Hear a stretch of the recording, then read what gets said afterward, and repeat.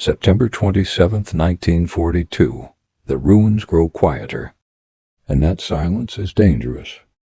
Vasily Zaitsev senses the change before it is confirmed. German movements slow. Random advances stop. Rifles no longer wave carelessly from cover. This is no longer infantry probing a broken city. This is a response. Across the lines, officers of the German Sixth Army begin to understand what is bleeding them. Entire squads stall without visible cause. Men refuse to cross open ground. The enemy is unseen but precise. Orders move upward. A counter-sniper is required. Zaitsev knows the pattern. He has studied German doctrine from captured manuals. When casualties mount without explanation, they deploy specialists. Trained marksman. Patient killers. He relocates immediately, crawling through pulverized brick, dragging his rifle inch by inch to avoid scraping metal. Stalingrad punishes movement. Anyone who moves twice from the same place dies. He settles inside the shell of an apartment building. The roof collapsed, walls half standing. From here, the field of fire opens toward a rail yard choked with wrecked freight cars. Corpses lie frozen between steel wheels. The smell of rot mixes with smoke. Zaitsev adjusts his rifle and waits. Hours pass. Nothing. Then a mistake. A piece of rubble shifts unnaturally near a factory doorway across the yard. Not wind, not collapse. A man. Careful, deliberate. Zaitsev does not fire. A real sniper would never reveal himself with the first movement. He watches instead, memorizing angles, distances, shadows. Nearby, Private Nikolai Kulikov, one of Zaitsev's observers, whispers a warning. Zaitsev silences him with a raised finger. Sound travels here. The Germans know that 2. German artillery begins walking shells closer, testing responses. The explosions are measured, not random. This is clearing lanes of sight. Zaitsev shifts again, slipping into a lower floor through a shattered stairwell. A sniper duel is not fought with bullets first, but with position. By evening, Zaitsev confirms it. The enemy sniper fires once. A single shot cracks through the ruins, and a Soviet soldier collapses near the Volga. Embankment. Clean. Distant. Professional. Zaitsev counts the seconds after the echo, estimates the range. The shooter knows exactly what he is doing. Rumors spread fast in the Red Army. The Germans have sent a master sniper to Stalingrad. Some say he is an officer from Berlin. Others claim he wears a steel helmet modified with camouflage and glass. Zaitsev ignores the talk. Fear is contagious here. He focuses on method. The German will relocate after every shot. He will wait for light to betray reflection off optics. He will use dead ground between rubble piles. Zaitsev prepares his counter-dash trap. At dawn, frost coats the ruins. Breath fogs the air. Zaitsev positions a steel helmet on a stick above rubble, exposing it deliberately. He waits. Minutes stretch. And then movement. A single glint flashes in the distance.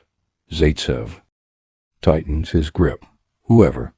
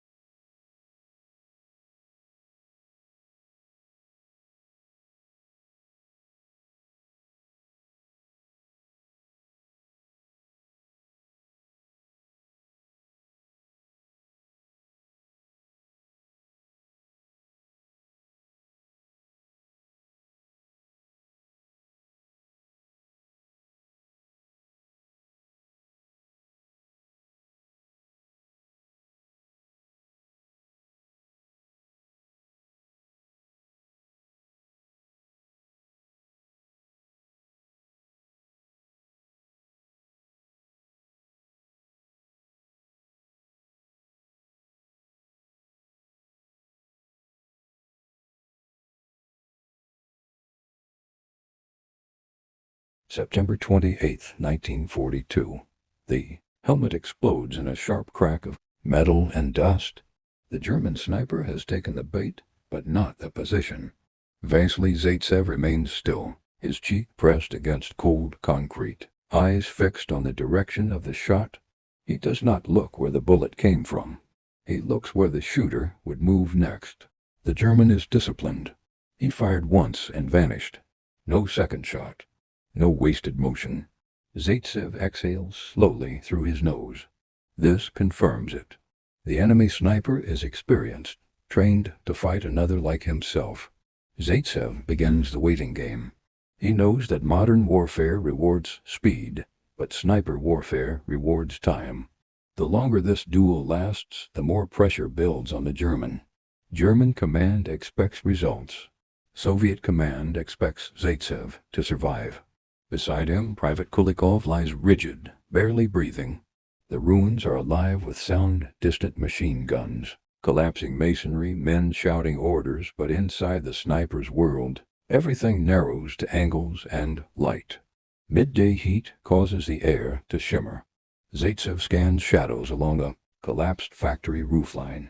Nothing. Then he notices something wrong. A patch of rubble where dust has settled too smoothly. Recently disturbed. Someone is lying there. Zaitsev shifts his rifle by millimeters. The German sniper is using a classic method, hiding behind a sheet of corrugated metal, angled to deflect glare. Clever, but not perfect. The sun is moving. Hours pass. Sweat forms under Zaitsev's collar despite the cold. Hunger claws at him, ignored. Then, briefly and possibly briefly, the German moves his head. Not enough for a shot, just enough for confirmation. Zaitsev commits the location to memory. He does not fire. Instead, he plans to kill. Night falls. Fighting continues elsewhere, but here the duel pauses. Snipers rarely fire in darkness unless forced. Zaitsev withdraws silently, slipping through sewer access points, marking routes in his mind. He knows where the German will return at dawn. Snipers grow attached to ground that works. At first light, Zaitsev is already waiting, this time from an elevated angle inside a bombed-out water tower. From here, he can see the rubble patch clearly. He steadies his rifle, muscles locked. The German sniper returns exactly as predicted. He crawls back into position, confident that he was unseen the day before. Zaitsev sees the outline now, the helmet, the rifle barrel wrapped in cloth, the stillness. Minutes stretch. A bird lands briefly on twisted rebar. Then movement. The German adjusts his scope. That moment is all Zaitsev needs. He fires once. The bullet punches through the German sniper's head, just beneath the helmet rim. The body jerks, then collapses into the rubble, unmoving. No return shot follows. Zaitsev keeps his aim trained for another full minute. Only then does he lower the rifle. He does not celebrate. In Stalingrad, victory lasts only until the next threat emerges. October 1942. The death of the German sniper does not bring relief. It brings attention. Within days, Vasily Zaitsev's name spreads along the Volga front, carried by exhausted men and whispered in cellars. He has become more than a soldier. He is a symbol, and symbols are hunted relentlessly. German artillery intensifies. Not randomly, purposefully, suspected. Sniper sectors are pulverized hour after hour. The Sixth Army no longer pushes forward everywhere. It presses where Zaitsev is believed to be. The ruins shake constantly.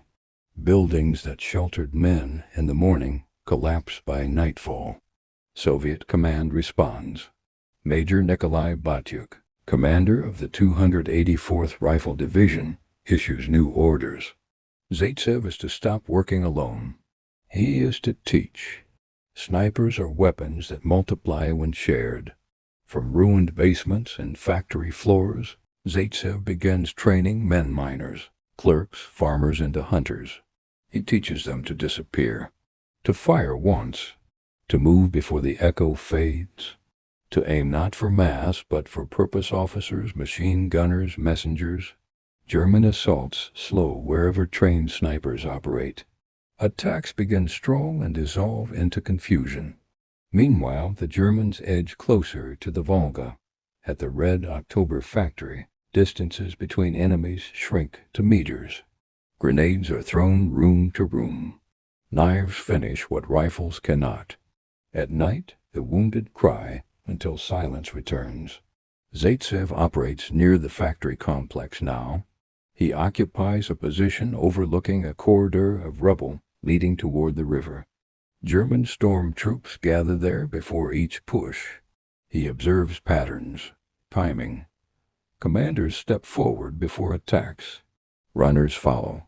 At 1400 hours, a German assault forms. Zaitsev watches a lieutenant raise his hand. He fires. The officer drops instantly. The attack hesitates. A machine gunner rises to compensate. Zaitsev fires again. The gun falls silent.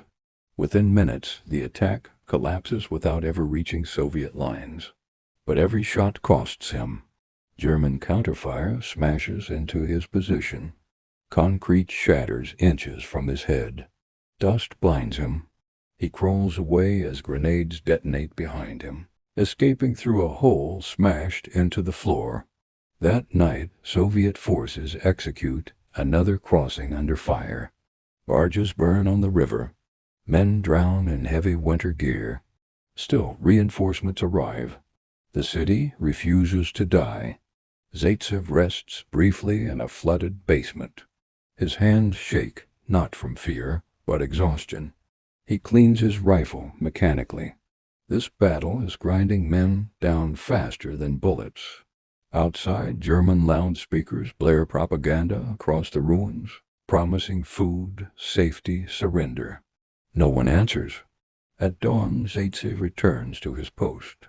German pressure increases again, armor pushing closer to the riverbank. The window for Soviet survival is narrowing, and far behind German lines, plans are already forming, plans that will change the fate of the entire war. But for now, it all comes down to this ruined city. November night, 19th, 1942. Winter arrives with violence. Snow sweeps across the steppe west of Stalingrad, covering gun barrels and frozen dead alike. Vasily Zaitsev senses the change not by weather, but by sound. German artillery weakens. The rhythm of shelling breaks. Something is shifting beyond the ruins. At 07:20 hours, the horizon erupts. Thousands of Soviet guns open fire at once. This is no local barrage. This is Operation Uranus. Red Army forces strike the flanks of the German Sixth Army, smashing into Romanian divisions poorly equipped for winter warfare. The earth trembles continuously. Even inside the city, men stop fighting to listen. Zaitsev occupies a forward position near the Volga embankment. He watches German soldiers react in confusion. Officers shout orders that no longer align with reality. Supply trucks stop arriving. Rations shrink.